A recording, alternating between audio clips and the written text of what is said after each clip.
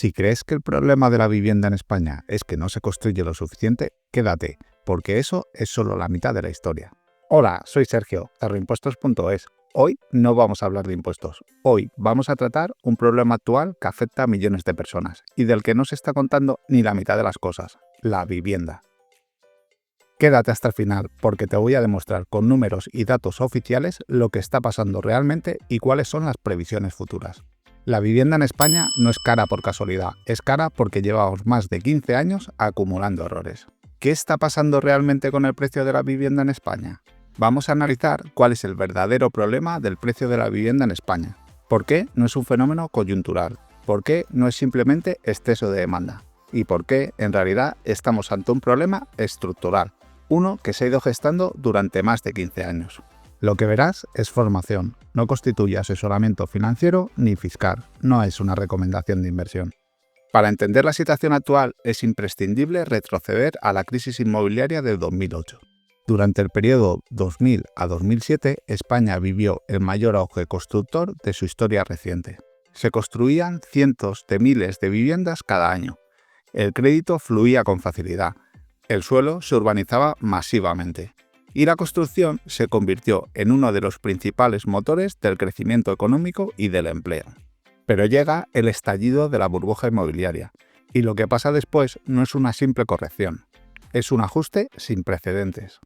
Entre 2008 y 2014 el sector colapsa. Desaparecen empresas, se destruyen millones de empleos, y la construcción de vivienda nueva cae hasta niveles mínimos históricos. A partir de ese momento, la política económica, empresarial y urbanística gira alrededor de una obsesión: no volver a repetir los excesos del pasado. Y ojo, eso tenía sentido. El problema es que la reacción fue tan intensa que se dejó de construir vivienda incluso cuando la demanda volvió a crecer. Y aquí viene el dato que te sitúa en el presente. Desde 2015 y de forma especialmente intensa desde 2021, el precio de la vivienda en España se ha incrementado alrededor de un 60% de media, según datos oficiales. Y esto no se entiende si no miras bien dos cosas: oferta y demanda. Vamos con el problema estructural por el lado de la oferta. Si quieres entender por qué hoy falta vivienda, primero tienes que entender por qué dejamos de construirla. Aquí empieza el verdadero problema. España pasó de construir demasiado a no construir casi nada. Y este gráfico explica más del precio de la vivienda que 1000 debates políticos. Durante el periodo 2000 a 2011, y especialmente entre 2003 y 2007, España alcanzó niveles de producción residencial sin precedentes. En el pico del ciclo, en 2007, se terminaron cerca de 650.000 viviendas en un solo año. Repito, 650.000 viviendas en un año. Récord histórico. En ese momento el mercado estaba saturado de oferta y la construcción avanzaba a un ritmo muy superior al crecimiento demográfico. Pero a partir de 2008, cambio radical. El número de viviendas terminadas se desploma. En los años más duros de la crisis, especialmente entre 2013 y 2016, la producción anual cae hasta apenas 40.000 viviendas. Eso es una reducción de aproximadamente el 95% respecto al máximo de 2007. Y esto no fue puntual. Durante varios años consecutivos, la construcción de vivienda nueva se mantuvo en mínimos históricos. La oferta dejó prácticamente de renovarse. Desde 2017 comienza una recuperación muy gradual. Entre 2017 y 2024 el número de viviendas terminadas aumenta lentamente, pero sin acercarse en ningún momento a los niveles previos a la crisis.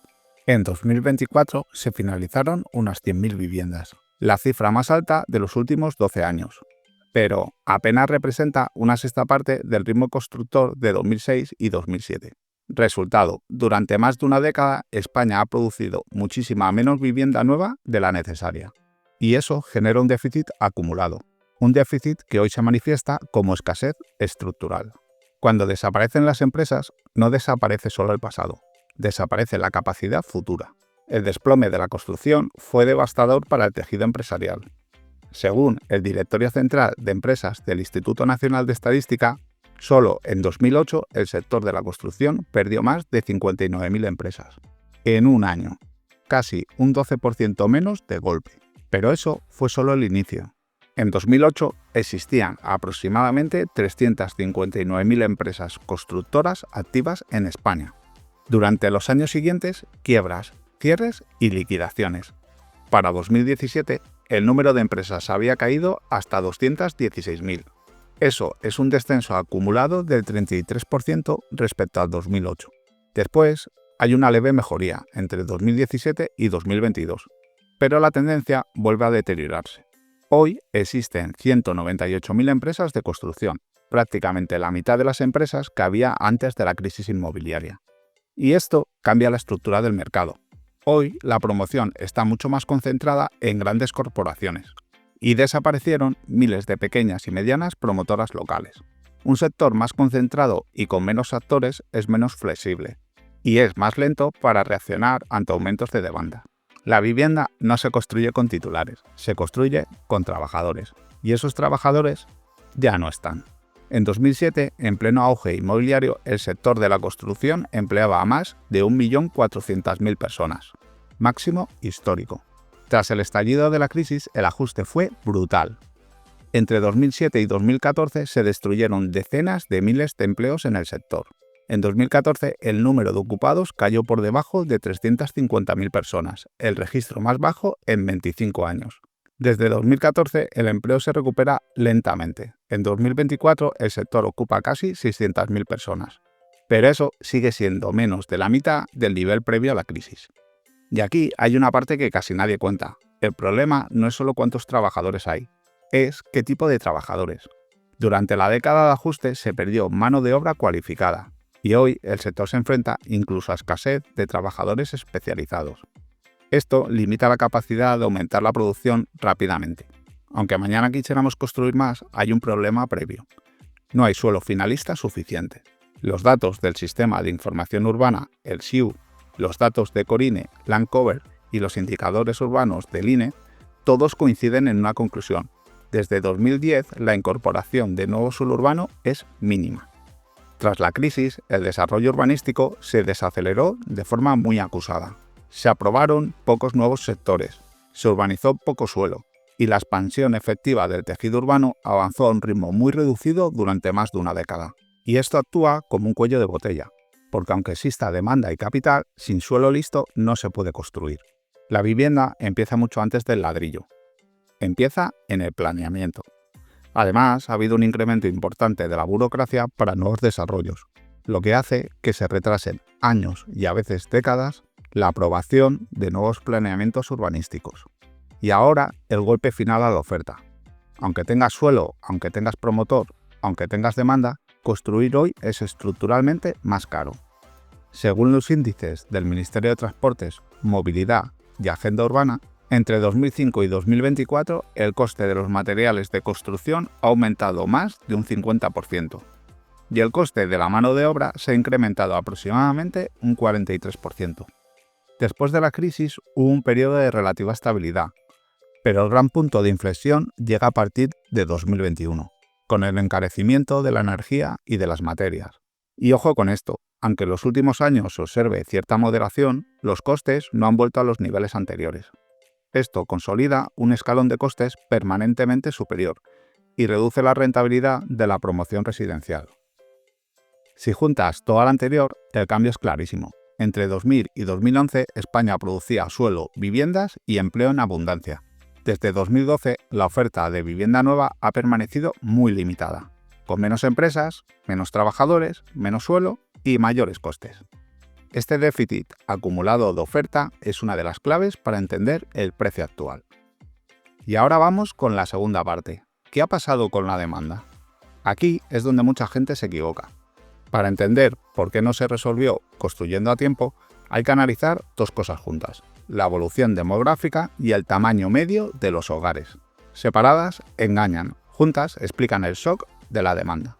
La demanda derivada de nacimientos es relativamente previsible.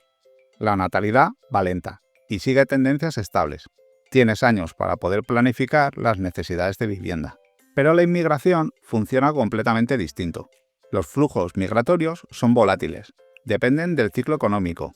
Están influenciados por factores externos, conflictos, diferencias salariales y crisis internacionales.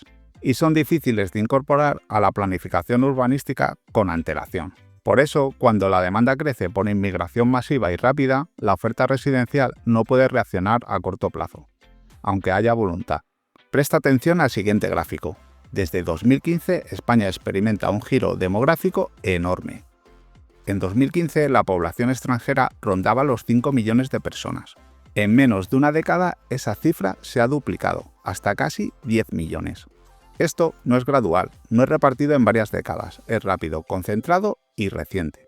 Y aquí vienen los datos claves. Entre 2021 y 2025, la población total ha aumentado en más de 1,8 millones de personas. La población extranjera en más de 2,4 millones de personas. Por tanto, la población española se ha reducido en 600.000 personas.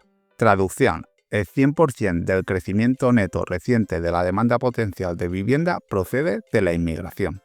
Y además, esto ocurre justo cuando la construcción sigue en niveles históricamente bajos, el suelo urbanizable es escaso y el sector ha perdido capacidad productiva. Es decir, el shock de la demanda llega cuando la oferta es más rígida. ¿Por qué la oferta no pudo anticiparlo? Tras la crisis de 2008, el sector y las administraciones asumieron que España entraba en una fase de estancamiento poblacional, envejecimiento y menor necesidad estructural de vivienda.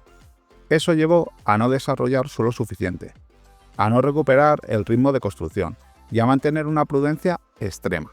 Cuando el crecimiento migratorio se acelera a partir de 2015 y se intensifica desde 2021, el sistema ya no tiene margen. La vivienda no es un bien que se produzca en meses. Desde que detectas la necesidad hasta que entregas una vivienda pueden pasar 5, 7 o incluso 10 años. Y ahora viene el cambio silencioso que multiplica todo, la reducción del tamaño medio del hogar. Cada vez hace falta más viviendas para alojar a la misma población. Mira el siguiente gráfico, la evolución aproximada de personas por hogar. En 2001, aproximadamente 2,86 personas por hogar. En 2024, 2,34. La tendencia es clara, cada vez vivimos menos personas por vivienda. Fíjate en esto, porque aquí está la trampa. Supongamos un aumento de la población de 1 millón de personas. Con 2,8 personas por vivienda, necesitarías aproximadamente 357.000 viviendas. Con 2,3 personas por vivienda, necesitas aproximadamente 435.000 viviendas. Esos son 78.000 viviendas adicionales solo por el cambio estructural en el tamaño del hogar. Misma población, decenas de miles de viviendas más. Como conclusión, podemos decir que el problema actual de la vivienda en España no es simplemente que haya más gente. Es que el crecimiento reciente se debe casi exclusivamente a la inmigración.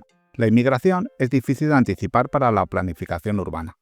Llega rápido y concentrado. Choca con una oferta debilitada tras 2008 y se amplifica porque los hogares son cada vez más pequeños.